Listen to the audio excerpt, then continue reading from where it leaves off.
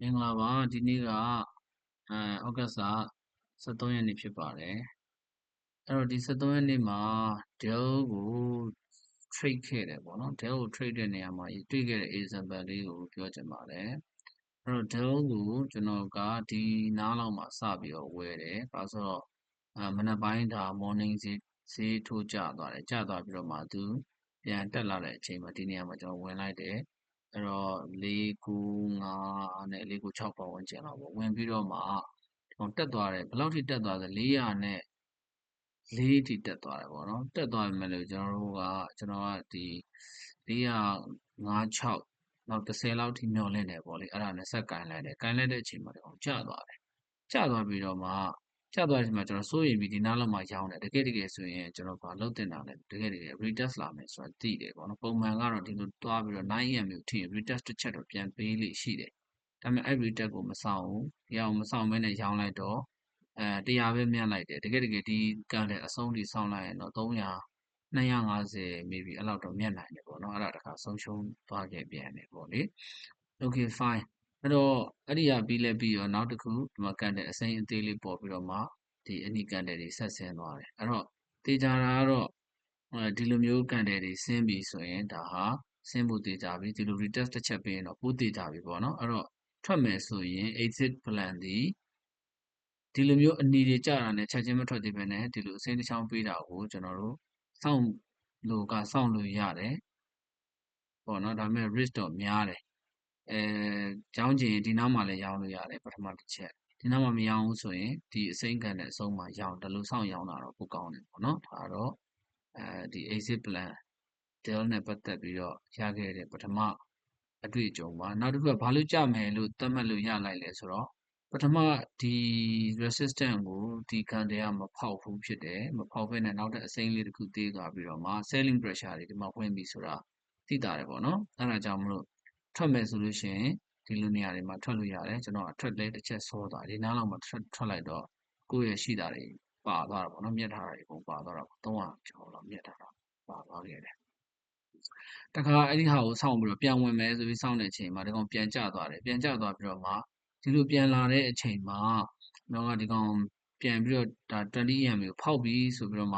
ှဒီနားလောက်မှာဝင်တယ်ဖောက်မယ်ဆိုပြီးတော့ဝင်တယ်ဗောနော်သူပြန်လာပြီပေါ့ဒါပေမဲ့ပြဿနာ EMA ဖောက် retest ဆောင်ဆိုတဲ့ဟာကိုကျွန်တော်မလိုက်နာခဲ့ဘူးအဲ့ဒါကိုတခါ retest မလာတော့ဘူးစက်တိုက်တက်သွားရင်တော့လွတ်သွားမယ်ဆို FOMO ဖြစ်တဲ့အခါမှာဒီမှာ retest ထပ်ဆင်းသွားတယ်ဆင်းသွားတော့ဒီမှာအမြင့်ဈေးတစ်ချက်မိသွားပြန်တယ်ပေါ့နော်မိသွားပြန်တယ်တကယ်ဆိုရင်နောက်ဆုံးဝင်ဒီမှာဝင်မယ်ဆိုရင်လည်းမစိုးဘူးပေါ့နော်တကယ်ဆိုဒီမှာဝယ်တင်တယ်ဒီကန်တယ်လောက်တက်တဲ့အချိန်မှာဝယ်လိုက်တယ်ဆိုရင်တော့ကောင်းပါပေါ့လေနော်ဆိုတော့အဲ့မှာလည်းအဝယ်တစ်ချက်မှားတယ်မှားပြီးတော့မှโอเคဒီမှာဝယ်ပေမဲ့လို့ဆက်ပြီးတော့တက်သွားတယ်တက်သွားတဲ့အချိန်မှာတက်မလားဆိုကျွန်တော်စောင့်ကြည့်နေတယ်ဒါပေမဲ့ခက်တာဒီဟာကိုလုံးဝမကြော်နိုင်အောင်ဒီမှာအစိမ်းတစ်ချောင်းပေါ်တယ်အနီပြန်ပေါ်တယ်အနီပြန်ပေါ်တယ်အစိမ်းပြန်ပေါ်တယ်ပြီးတော့အနီပြန်ပေါ်တယ်ဆိုတော့မတက်နိုင်ဘူးဆိုတော့ကျွန်တော်သတိထားမိတယ်အဲ့ဒီအချိန်မှာပဲဒီအနီတစ်ချောင်းပေါ်တယ်ပေါ်တော့အဲ့မှာ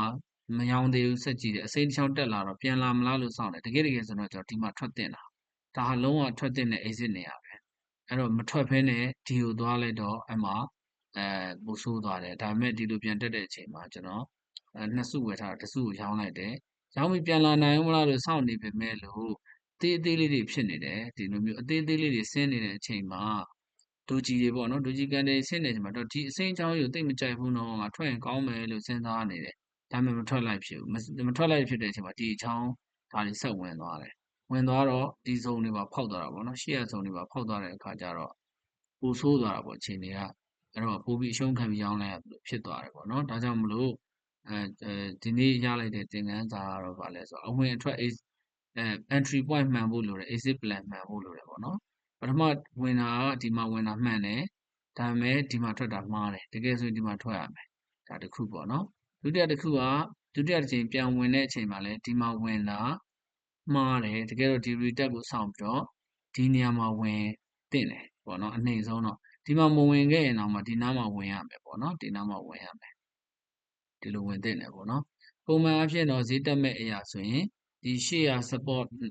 ရှိတယ်1ပေါ့နော်ဒီကောင် support 2ကကျတော့ဒီ1ကိုမထိတော့ဘူးဆိုရင်ဒါတက်ဖို့ကတေးကြတလောက်ဖြစ်သွားပြီပေါ့နော်အဲ့ဒါကြောင့်ဒီနားပတ်ဝန်းကျင်မှာတကယ်တော့ဝင်သင့်တာပါဒါပေမဲ့ ဒီနားမှာစောပြီးဝင်လိုက်တယ်ဒါပေမဲ့တိတ်တော့ပြဿနာမရှိဘူးဒါပုံမှန်တိုင်းတက်သွားမယ်ဆိုရင်တော့ဒါဟာကြီးမားတဲ့အမှားတော့မဟုတ်ဘူးဒါပေမဲ့လို့တေချာတာတက်ချင်တယ်ဆိုရင် retest ကတော့ပြန်ပေးပါတယ်များသောအားဖြင့်ပေါ့နော်